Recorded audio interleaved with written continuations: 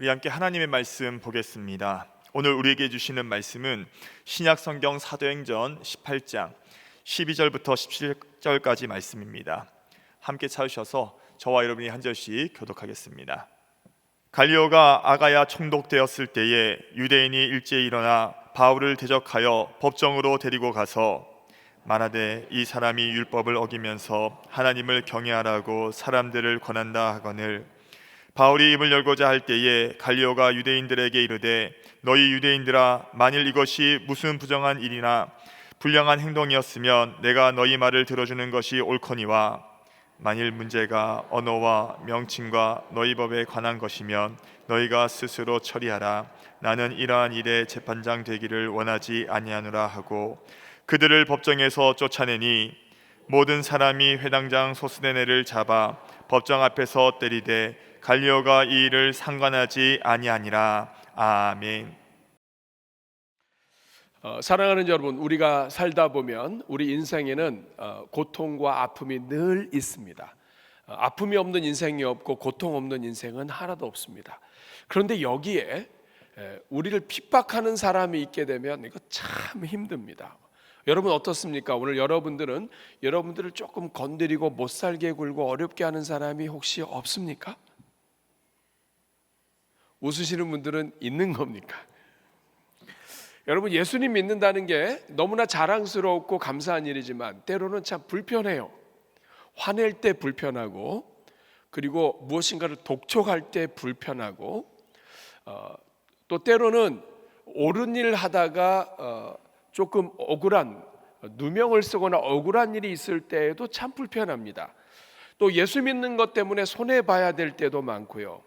또 이제 우리 명절을 앞에 두고 있는데 집안 식구들 가운데 예수님 믿는 것, 이것으로 인해서 참아야 되고 견뎌야 되고, 남들은 다 욕 20원 30원 이렇게 막 이야기를 해도 우리는 그 욕을 못하고 그냥 인내해야 될 때가 너무 많잖아요. 사랑하는 여러분, 이럴 때마다 우리는 속이 상해서 하나님께 외칠 수 있습니다. 하나님, 우리 하나님을 믿는데 어떻게 이렇게 어려운 일들이 끊어지지 않습니까? 아니, 그래도 견딜 수 있지만 핍박까지 받게 하시진 않으셔도 되지 않습니까?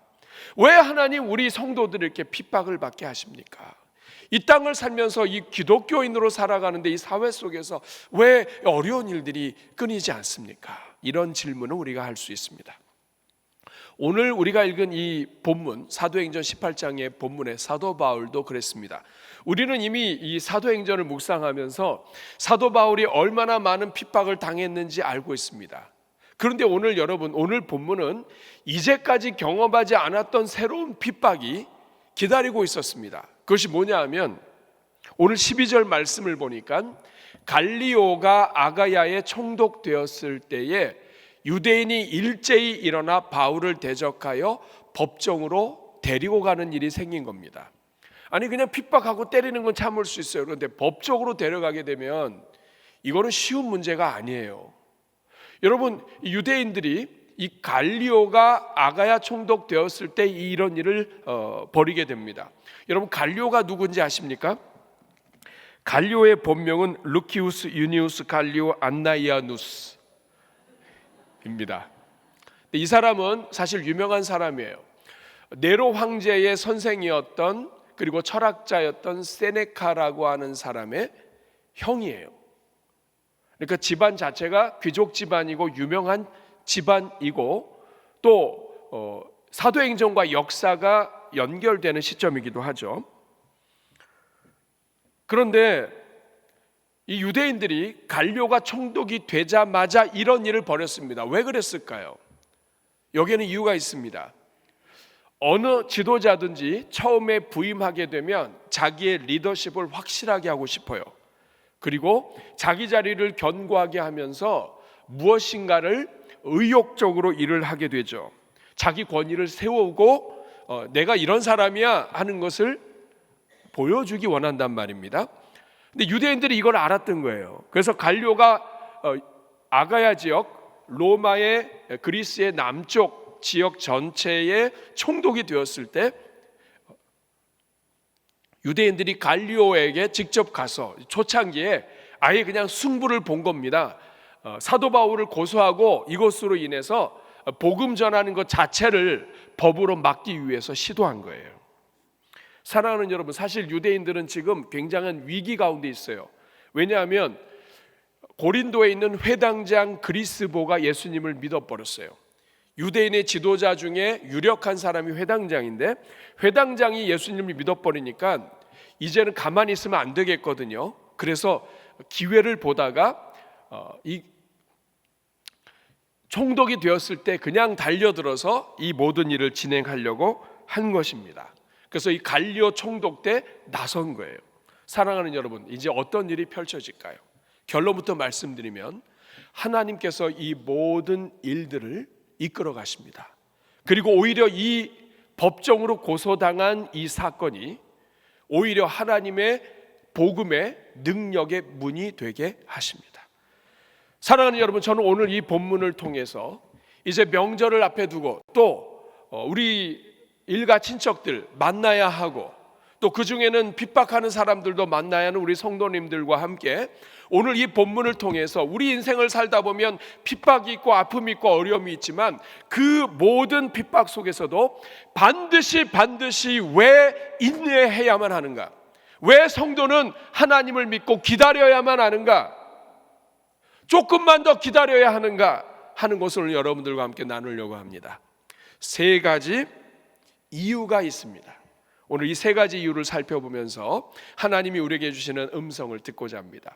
첫 번째 이유입니다. 왜 우리 이 땅을 살아가는 성도는 힘들고 심지어는 핍박이 있다 할지라도 인내하고 참고 견뎌야 하는가? 첫 번째는 핍박 속에서도 하나님의 주권이 역사하기 때문입니다. 한번 따라하겠습니다. 하나님의 주권. 다시 한번, 하나님의 주권. 사랑하는 여러분, 누가 주인이냐?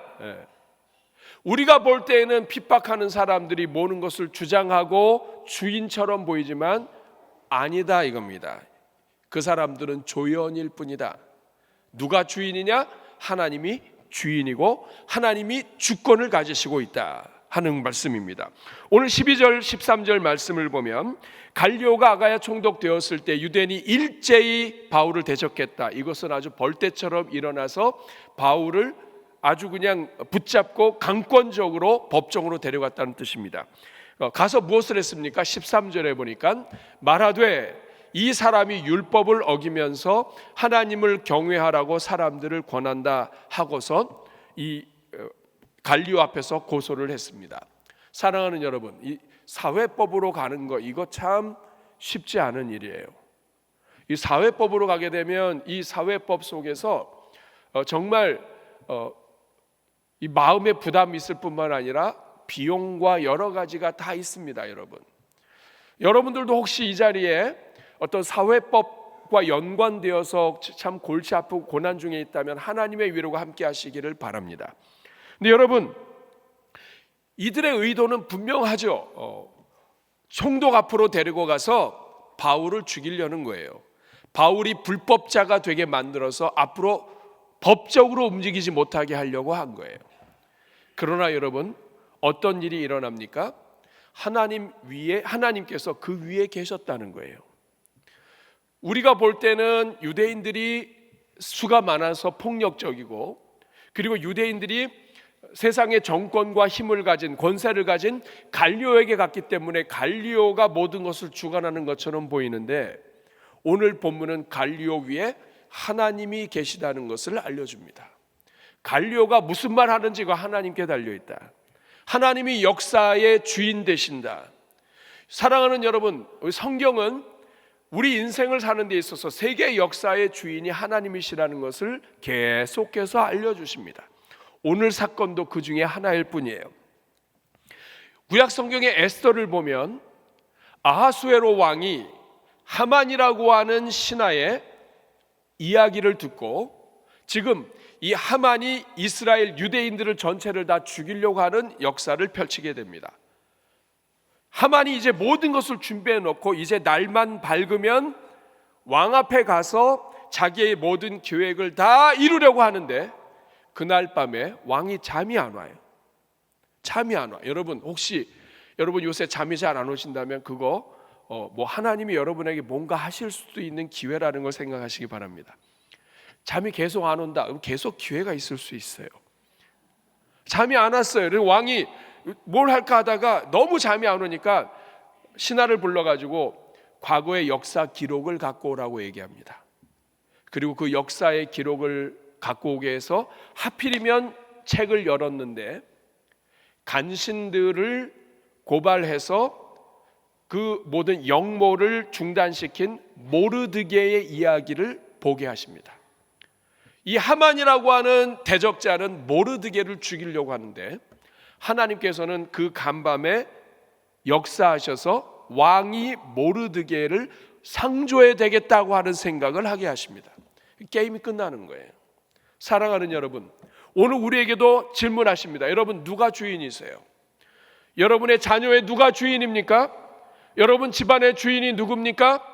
여러분을 괴롭히는 자와 여러분 주변에 있는 자들과 여러분의 친척들 주인이 누구입니까? 집안의 가장처럼, 집안의 가장 큰 어르신처럼 누군가가 있어도 하나님이 주인이세요. 하나님이 움직이시면 아무것도 할 수 없습니다. 오늘 본문은 그것을 가르쳐 주세요. 갈리오가 총독이지만 하나님이 그 위에 계셔서 이 모든 일을 주관하셨습니다. 사람의 마음을 움직이시는 분이 하나님이라는 거예요. 그래서 시편 33편 10절과 11절 말씀에 이렇게 기록하고 있습니다. 여호와께서 나라들의 계획을 폐하시며 민족들의 사상을 무효하게 하시도다. 여호와의 계획은 영원히 서고, 같이 읽습니다.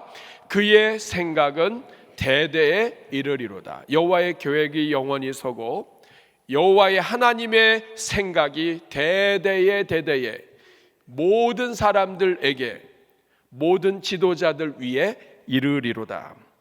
사랑하는 여러분, 오늘 우리 대한민국도 국가적으로 법으로 또 많은 사람들이 법 안으로 하나님 믿는 신앙에 대한 부분을 정리하고 조정하고 압박하려고 하는 일들이 많이 있습니다.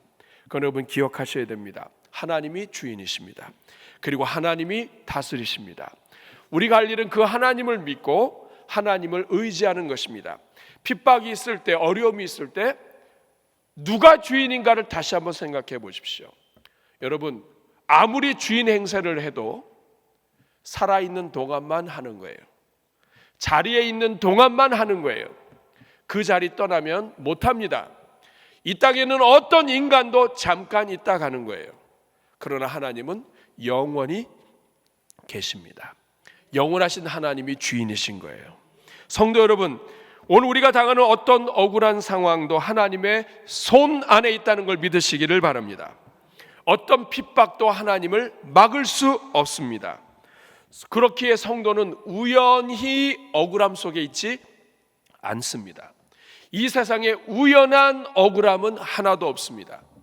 하나님이 다스리시기 때문에 그렇습니다. 모든 것이 하나님의 주권적인 손 안에 있음을 믿으시기를 축복합니다. 두 번째, 오늘 본문을 통해서 왜 우리는 핍박과 아픔 속에서도 인내해야 하는가? 그것은 핍박이 오히려 복음을 확장하는 통로가 되기 때문입니다. 다른 말로 바꿔볼까요? 핍박이 여러분의 인생의 문을 여는 관문입니다. 누군가가 여러분을 핍박한다면 그것이 하나님의 뜻을 이루는 통로가 됩니다. 한번 따라하겠습니다. 핍박이 통로가 된다.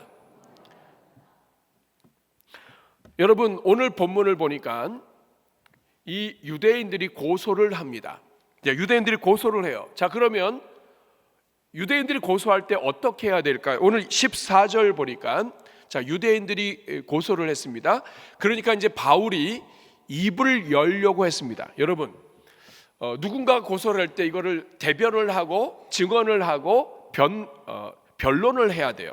그래서 지금 사도 바울이 유대인들의 변론에 의해서 이제 답을 하려고 하는데, 여러분 일단 말을 하기 시작하면 들어야 되고요.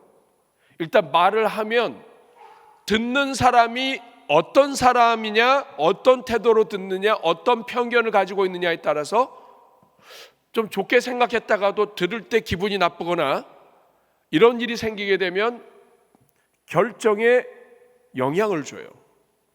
사도 바울이 이제 입을 막 열고자 했어요.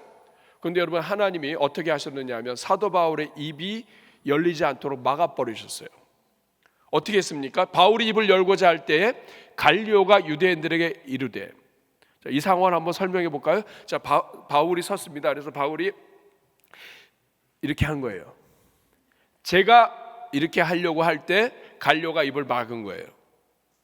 갈리오가 유대인들에게 말을 했습니다. 너희 유대인들아, 듣지도 않고, 너희 유대인들아, 만일 이것이 지금 너희가 지금 고소를 했는데 이것이 무슨 부정한 일이나 불량한 행동이었으면 내가 너희 말을 들어주는 것이 옳다. 만약에 이 사람의 일이 불법을 행한 것이나 법을 지키지 않은 것이나 이런 국가 안전과 관련된 일이라면 내가 듣는 게 맞다. 그러나 15절 같이 읽습니다. 만일 문제가 언어와 명칭과 너희 법에 관한 것이면 너희가 스스로 처리하라. 나는 이러한 일에 재판장 되기를 원하지 아니하노라 하고 그들을 법정에서 쫓아냈습니다. 여러분, 갈리오는 유명한 사람이고 유력자이고 그리고 인정을 받는 사람이에요. 집안도 좋아요. 여러분, 이 상황에서 총독으로 와가지고 첫 번째 일이 일어날 수도 있습니다. 그런데 이러할 때에 총독이 그냥 과시하면서 그래? 하면서 이 유대인들의 편을 들어줄 수도 있는 거예요. 그런데 여러분, 이 총독이 아예 그냥 입을 막아버렸습니다. 이거 하나님이 하신 거예요. 그러면서 어떻게 합니까? 아예 말도 못하게 하고, 이것이 너희 이 사회 법에 대한 문제가 아니라, 질서에 대한 문제가 아니라 너희 종교 안에서 일어난 일이라고 하면 이것에 대해서 내가 참여하지 않고 개입하지 않겠다. 너희들이 알아서 해라. 그리고 다 쫓아버린 거예요. 여러분, 이게요 작은 문제가 아닙니다. 지금 유대인들은 고소를 해서 사도 바울이 복음 증거하는 것을 우선 막고, 그 다음에 사도 바울이 복음 증거하는 것을 막으면 이제는 어떤 그리스도인들도 로마에서 복음 전하는 것이 막히게 돼요, 법적으로. 그런데 여러분, 지금 갈리오가 너희들이 알아서 해라. 네 유대교든지 기독교든지 너희가 다 알아서 해라. 사회적으로 이 부분에 이 사회적인 어떤 질서와 이런 것이 아니라면 그냥 내가 그냥 내버려 둘 테니까 너희가 알아서 해라, 이 말이에요. 그러니까 단순히 총독이 입만 막은 것이 아니, 입을 막은 것이 아니라, 유대인의 입만 막은 것이 아니라 이제는 법적으로도 복음 증거하고 예수님을 전파하는 일이 허용되는 이러한 결과를 만들어낸 거예요. 더군다나 이 로마의 총독을 통해서 그 고소했는데 그거 그냥 기각됐어. 기독교인을 고발했는데 기각됐어. 복음 전하는 것 때문에 고소했는데 기각됐어. 이 말은 앞으로 복음 전하는 일에 대해서는 기각한다는 이 전례를 남기는 사건이 되는 거예요. 사랑하는 여러분, 후에 사도 바울이 감격에 차서 이렇게 고백합니다. 빌립보서 1장 12절에 형제들아, 내가 당한 일이 도리어 복음 전파의 진전이 된 것을 너희가 알기를 원하노라. 사랑하는 여러분, 사도 바울이 감옥에 갇혔어요. 복음 전하다가 감옥에 갇혔는데 감옥에 갇힌 것이 오히려 복음 전파의 진전이 되었다는 거예요. 사도 바울이 복음을 전하다가 고소를 당했습니다. 그런데 고소를 당해서 법정에 선 것이 오히려 복음 전파의 기회가 되었다는 거예요. 우리가 인생을 살면서 우리가 핍박을 당하고 어려움을 당하고 할 때가 있지만 그것이 끝이 아니라는 거예요. 그것이 오히려 기회가 될 수 있다는 거예요.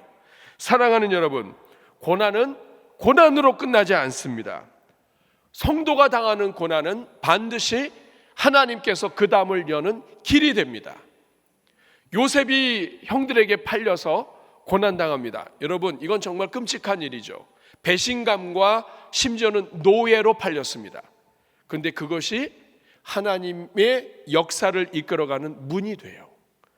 하나님 안에 있는 성도는 고난도 심지어는 핍박까지도 문이 된다, 이 말이에요. 제가 오래전에 제자훈련을 했던 형제 가족이 있습니다. 이 부부가 신앙도 좋고 열심히 하고 기도 제목이 뭐냐면 오직 한 가지, 여러 가지가 있지만 넘버원 기도 제목이 뭐냐면 아버지가 구원받는 거예요.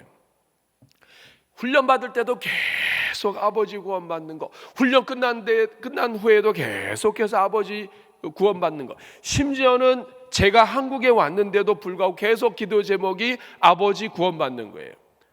여러분, 여러분이 기도하는 것 포기하시면 안 돼요. 어떤 일이 일어났는지 아십니까? 갑자기 연락이 왔어요. 큰일 났다는 거예요.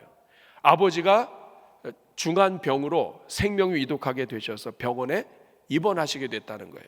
안 그래도 이 아버지가 예수님 믿지 않고 끈질기게 거부하셨는데 이제는 병원까지 들어가서 생명도 얼마 남지 않았으니 이제는 전도할 기회도 없고 자기들은 해외에 있다 이 말이에요. 그런데 여러분, 이 아버지가 그럴 만도 해요. 큰아들은 서울대병원 의대 교수예요. 그리고 집안의 형제들이 쟁쟁해요. 미국에 있는 그 집이 본인 말로 그래요. 가장 편없다 그래요. 제가 볼 때는 괜찮은데도 그러니까 그 집안이 얼마나 센 집안이에요. 그러니 그 자녀들을 둔 아버지가 얼마나 그렇게 하시겠어요. 그런데 여러분, 하나님은 기도를 들으십니다. 여러분이 기도 시작한 거 하나님이 결국에는 시간 문제지 들으십니다. 여러분, 병원으로 들어가셨는데 이제는 끝났다고 생각하는 거죠. 막 한국에 와서도 막 울고 저도 같이 기도하고 막 그랬어요. 그런데 병원에 들어가셨는데 한 달 지나고 두 달 지나고 6개월 지나고 수개월이 지났는데 이 아버님이 예수님을 믿으시게 됐어요. 영접하셨어요. 여러분, 어떻게 이런 일이 일어나는지 아십니까? 간병인을 잘 만났어요. 간병인이 기독교인인데 이 여자분이 굉장히 아버님한테 잘한 거예요. 혹시 이 중에 간병인이나 이런 분들 계시다면 여러분들을 통해서 하늘이 열리기를 축복합니다. 그 어르신 옆에서 여러분, 자식들도 그렇고 누가 가까이서 그걸 다 봐줘요. 가까이서 잘 안 봐준다고요. 그리고 아무리 자식이라 할지라도 쉽지 않잖아요. 간병인은 사시사철 붙어 있어요. 근데 이분이 크리스찬이라 이분이 만날 때마다 사랑으로 섬기고 다 소대 다 닦아주고 이거 도와주고 그리고 틈날 때마다 복음을 전한 거예요. 가서 복음을 전하는데 그냥 예수 믿는다 아멘하고 끝났어요. 그 어르신이 아멘하고 끝난 거예요. 사랑하는 여러분, 중병으로 인해서 병원에 들어가도 그것이 예수님 믿는 지름길이 되게 하시는 것이 하나님이세요. 여러분 삶에 여러분의 심지어는 감옥에 들어가고 고통이 있고 아픔이 있다 할지라도 여러분, 그것이 하나님 앞에서 회개하게 만들고 그것이 새로운 일을 시작하게 만들고 그것이 여러분을 하나님의 은혜로 여러분의 하나님의 뜻대로 여러분을 이끌어 가시는 하나님의 통로가 된다는 것을 여러분 기억하셔야 됩니다. 사랑하는 여러분, 오늘 여러분이 하나님을 믿으며 사는데 핍박을 당한다, 어려움을 당한다, 절망하지 마십시오. 계속해서 막힌다, 절망하지 마십시오. 그 여러분의 절망과 핍박과 고통이 닫혔던 문을 여는 하나님의 섭리 손길이 될 줄로 믿습니다. 하나님은 우리의 눈물을 복음의 씨앗으로 바꾸십니다. 오늘의 시련이 복음의 문을 여는 열쇠가 되게 하십니다. 오늘 여러분들이 고통 속에서 신음하는 그 신음 소리가 하나님의 뜻을 펼치는 양분이 된다는 것을 기억할 수 있기를 축복합니다. 세 번째, 우리는 왜 인내해야 하는가? 핍박과 고통 속에서도 끝까지 인내해야 하는가? 그 이유는 우리를 핍박했던 사람들까지도 하나님은 열매로 변화시키시기 때문입니다. 핍박자도 구원하시고 여러분을 핍박했던 그 사람이 오히려 협력자가 되게 하시는 분이 하나님이시기 때문입니다. 여러분, 오늘 본문에 보면 우리가 이해 안 되는 한 가지 사건이 일어납니다. 그게 뭔지 볼까요? 17절 말씀 한번 같이 읽어보겠습니다. 시작.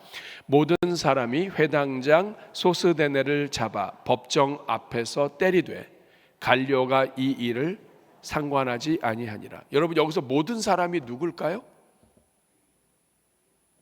기독교인들일까요? 기독교인들은 저런 일 안 하죠. 여기서 모든 사람은 유대인들입니다. 유대인들이 소스데네 회당장 소스데네와 함께 법정에 가서 사도 바울을 고발했습니다. 그랬더니 갈리오가 총독이 다 쫓아버렸습니다. 나가라. 너희 일은 너희 안에서 해결해라. 자, 그러고 나니까 이 말을 듣고 거기에 있던 모든 사람, 유대인들이에요. 유대인들이 회당장 소스데네를 잡았어요. 그리고 자, 사도 바울을 잡은 게 아니라 누구를 잡았다고요? 소스데네를 잡아서 법정 앞에서 때렸어요. 어째 이름도 보니까 소스데네가 약간 좀 맞게 생겼어요. 소스라치기 하기가 맞은 것 같아요. 여러분, 이 소스데네가 누군지 아십니까? 소스데네는 회당장인데 고린도에 여러 개 회당이 있었다면 또 다른 회당장일 수 있지만 고린도에 회당이 하나 있었다고 한다면 그리스보라고 하는 회당장이 예수님을 믿고 회당장직을 그만뒀을 거예요. 그리고 나서 그 뒤를 이어서 회당장이 된 사람이 소스데네라고 할 수 있습니다. 그런데 여러분, 이 그리스보가, 회당장 그리스보가 예수님 믿고 회심한 다음에 유대 공동체에서 소스데네를 세워서 회당장으로 삼았는데 이 회당장 소스데네가 가만히 보니까 지금 이 사도 바울과 이 역전된 이 분위기를 바꿀 수 있는 게 갈리오 총독에게 고소하는 거라는 것을 아는 거예요. 그래서 학자들은 이 소스데네가 이 모든 일을 주동한 사람이라고 결론을 모읍니다. 그러니까 소스데네가 맞은 이유가 뭐냐면 소스데네가 이 모든 일을 주관했기 때문에, 주동했기 때문에 유대인들이 소스데네에게 분풀을 했다는 거예요. 왜 분풀을 합니까?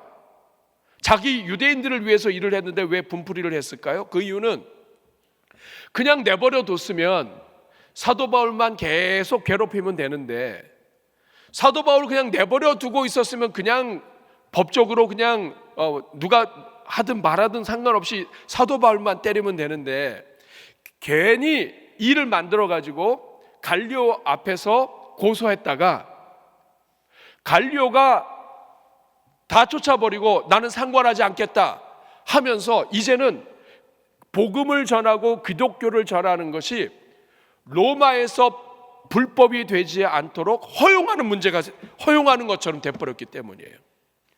그러니까 여러분, 유대인들은 열받은 거예요.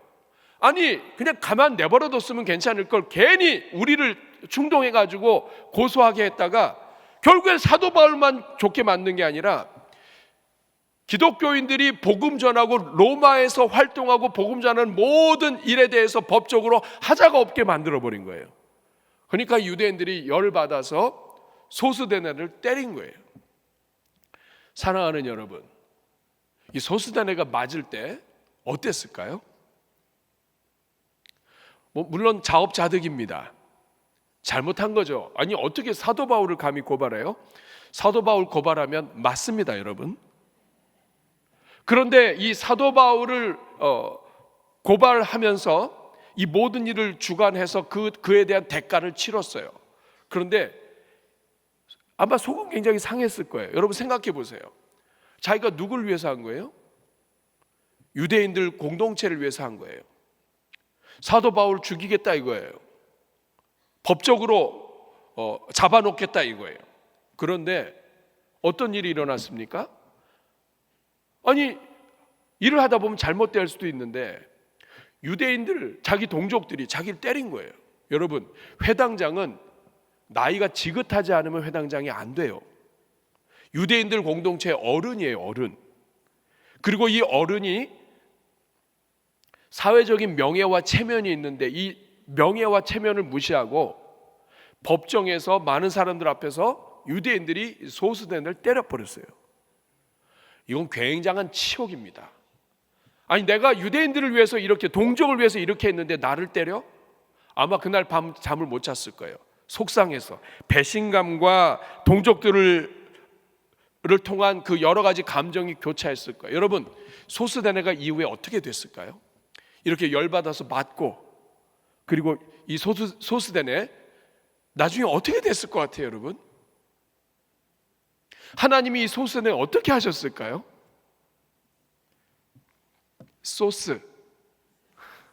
소스가 되네. 이야기의 간증의 소스가 되는 사람이에요. 고린도전서 1장 1절 한번 같이 읽어보겠습니다. 시작. 하나님의 뜻을 따라 그리스도 예수의 사도로 부르심을 받은 바울과 형제, 고린도 교회에 전하는 편지에 사도 바울이 하나님의 뜻을 따라 그리스도 예수의 사도로 부르심을 받은 바울과 형제 소스데네로 소개합니다. 후에 사도 바울이 고린도를 떠나요. 그리고 고린도에 편지를 할 때 형제 소스데네를 집어넣습니다. 그 이유는 고린도에 있는 사람들이 소스데네를 알기 때문이죠. 사랑하는 여러분, 어떤 일이 일어난 겁니까? 소스데네가 자기 인생 최악의 순간에, 가장 절망의 순간에, 치욕의 순간에 하나님이 그를 만지신 거예요. 자기 인생의 최악의 순간이 오히려 복음을 받아들이는 문이 된 거예요. 동족들로부터 배신당하고 동족들로부터 맞은 그때 하나님이 찾아오신 거예요. 그래서 결국엔 이 소스데네가 예수님을 영접하고, 이 고린도는 특별한 곳이에요. 회당장만 되면 예수님을 믿어요. 소스데네가 형제가 됐고 구원받은 자가 되었고 하나님의 일꾼이 됩니다. 사랑하는 여러분, 고린도후서 5장 17절에 사도 바울이 이렇게 고백합니다. 그런즉 누구든지 그리스도 안에 있으면 새로운 피조물이라. 이전 것은 지나갔으니 보라 새 것이 되었도다. 과거에 아무리 강력한 핍박자라 할지라도, 과거에 어떤 문제가 있었다 할지라도, 과거에 어떤 일이 있었다 할지라도 하나님 안에서, 그리스도 안에 있으면 새로운 사람이 된다. 여러분, 이 간증의 이 구절의 주인공은 사도 바울 자신이에요. 사도 바울은 정말 강력한 핍박자였습니다. 유대인들의 앞잡이였어요. 그런데 다메섹으로 가는 노상에서 예수님을 만나고 그가 변화되었습니다. 그리고 그가 핍박자에서 전도자가 되고, 그리고 오히려 교회를 살리는 생명의 일꾼이 됩니다. 사랑하는 여러분, 오늘 우리도 마찬가지예요. 오늘 우리 가운데는 이런 사람이 있을 거예요. 저 인간은 절대로 변하지 않는다. 저 인간 변하기 전에 지구가 종말이 온다. 이런 사람도 있을 거예요, 여러분. 그러나 그렇지 않습니다. 하나님이 손대시면 변하지 못할 사람이 없습니다. 아무리 더럽고 아무리 추악하고 아무리 문제가 심해도 하나님이 역사하시면 하나님의 놀라운 은혜로 열립니다. 사랑하는 여러분, 우리 눈에 도저히 변화될 것 같지 않은 사람도 하나님은 순식간에 변화시킵니다. 여러분을 가장 힘들게 했던 사람, 여러분 그 사람을 눈여겨보십시오. 그 사람이 여러분의 원수가 아니라 그 사람이 여러분이 계속해서 기도하고 축복하면 여러분의 모든 막힌 것을 뚫는 협력자가 됩니다. 여러분, 지금 사도 바울이 그렇게 됐어요. 유대인들이 고발을 해서 복음을 전하지 못하도록 만들려고 했는데 그것이 오히려 하나님의 더 큰 역사를 일으키는 관문이 되어버리게 하셨습니다. 복음은 심지어 핍박자까지도 변화시키시는 하나님의 능력입니다. 오늘의 대적자가 내일의 형제가 되게 하시는 것, 이것이 바로 하나님의 역사입니다. 이 은혜가 여러분들에게 넘치기를 축복합니다. 말씀을 맺겠습니다. 사랑하는 여러분, 우리가 왜 고난 속에서도 인내하고 견뎌야 합니까? 우리 하나님이 온 땅의 주인이기 때문이에요. 우리 눈에 보이지 않지만 우리 하나님이 모든 것을 주관하십니다. 여러분이 핍박받는 동안에도 하나님은 주인으로 역사하십니다. 그리고 여러분의 핍박이 오히려 하나님의 선물이 되게 하십니다. 오히려 여러분이 받는 핍박과 아픔과 고통이 하나님의 나라를 확장하는 하나님의 도구가 되게 해 주십니다.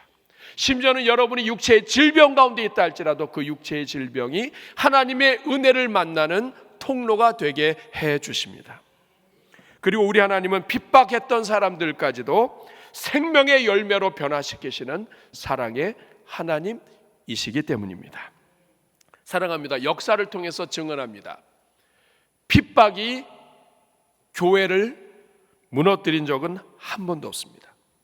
핍박이 성도를 무너뜨린 적 없습니다. 역사는 어떤 핍박도 교회를 살리고 성도를 회복하는, 그리고 오히려 교회가 단합하게 하는 하나님의 선물이었음을 이야기합니다. 그러므로 여러분, 오늘 여러분의 삶 속에서, 여러분의 집안과 가정 속에서, 또 이제 이번 주 이후에 경험하게 될, 또 우리가 만나게 될 여러 명절과 이런 환경 속에서 여러분이 어떤 어려움을 당한다 할지라도 두려워하지 마십시오. 하나님이 그 모든 것을 양분이 되게 하셔서 여러분의 삶을 아름답게 인도해 주실 것입니다. 성도의 눈물은 땅에 떨어져 사라지지 않고 씨앗이 되어 반드시 열매를 맺습니다. 여러분이 기도했던 것은 절대로 포기하지 말아야 합니다. 오늘의 눈물은 내일의 웃음이 됩니다. 오늘의 상처가 내일의 간증이 됩니다. 오늘의 억울한 핍박이 내일의 열매로 바뀌게 될 것입니다. 한번 따라해 주실까요? 핍박이 변하면 열매가 된다. 다시 한번, 핍박이 변하면 열매가 된다. 이 확신을 붙잡고 끝까지 달려가는 주의 종들 되기를 바랍니다. 제가 좋아하는 찬송이에요. 내 영혼이 은총 입어 증한 죄짐 벗고 보니 슬픔 많은 이 세상도 무엇으로 전국으로 화하도다. 할렐루야 찬양하세. 내 모든 죄 사함 받고 주 예수와 동행하니 그 어디나 하늘나라 하늘 3절합니다. 높은 산이 거친 들이라 할지라도 초막이라 할지라도 궁궐이나 그 어떤 것도 내 주 예수 모신 곳이 그 어디나 하늘 아멘입니다. 할렐루야 찬양하세. 내 모든 죄 사함 받고 주 예수와 동행하니 그 어디나 하늘나라. 여러분, 이번 한 주 살면서 여러분이 어디에 있어도 그 자리가 하나님의 나라입니다. 하나님이 여러분과 함께 하시고 여러분에게 은혜 베풀어 주실 줄로 믿습니다. 이 성중에 내 백성이 많음이라 너는 두려워 말라. 복음을 전해라. 어느 누구도 너를 상하게 하지 못할 것이다. 우리 주님이 지난주에 말씀에서 10절에서 약속하셨는데 그대로 이루어지게 해주셨습니다. 그 하나님 오늘 여러분들에게도 은혜 주실 줄로 믿습니다. 이제 한번 가슴에 손 얹고 하나님 이번 주도 살아갈 때에 믿음으로 살게 하시고 오직 하나님이 주인이심을 고백하며 살게 하여 주옵소서. 오늘 이 자리에 고난 중에 있는 성도들을 위로하여 주옵소서. 이제 명절 연휴가 시작됩니다. 모든 물질과 경제적으로 쉽지 않은 때 도와주시고 특별히 불신 일가 친척 때문에 고통과 핍박 중에 있는 성도들 위로하여 주옵소서. 오히려 핍박자들이 구원의 열매를 얻게 하여 주시옵소서. 우리 말씀 생각하면서 우리 주여 한번 부르고 기도하겠습니다. 주여, 은혜로우신 아버지 감사합니다. 오늘 이 자리에는 주의 종들을 축복합니다. 하나님의 영광으로 함께하여 주시고 하나님 아버지 상한 갈 때처럼 힘들고 하나님 핍박과 고통과 고난 중에 있는 영혼들 주님 위로하여 주시며 인생에 지쳐있는 영혼들에게 하나님 은혜와 복 내려 주시옵소서. 하나님 아버지 모든 것을 선하게 바꾸시며 우리가 감당할 수 없는 문제에도 그 위에서 주권적으로 역사하신 우리 하나님을 찬양합니다. 주인 되신 하나님께서 은혜로 역사하여 주시옵소서. 자비로우신 주님, 우리 하나님의 주인 되심을 믿습니다. 우리 성도들의 경험하고 있는 아픔과 고통과 환난과 핍박, 하나님 아버지 주님만이 아십니다. 우리 눈에 보이는 정말 무지막지하고 감당할 수 없는 누가 있다 할지라도 하나님 앞에서 아무것도 아닌 것을 보게 하여 주시고, 오히려 하나님은 그 모든 반대자와 핍박자가 하나님의 영광을 위한 관문이 되게 하시는 것, 열매가 되게 하시는 것 믿음으로 믿고 달려가게 하여 주시옵소서.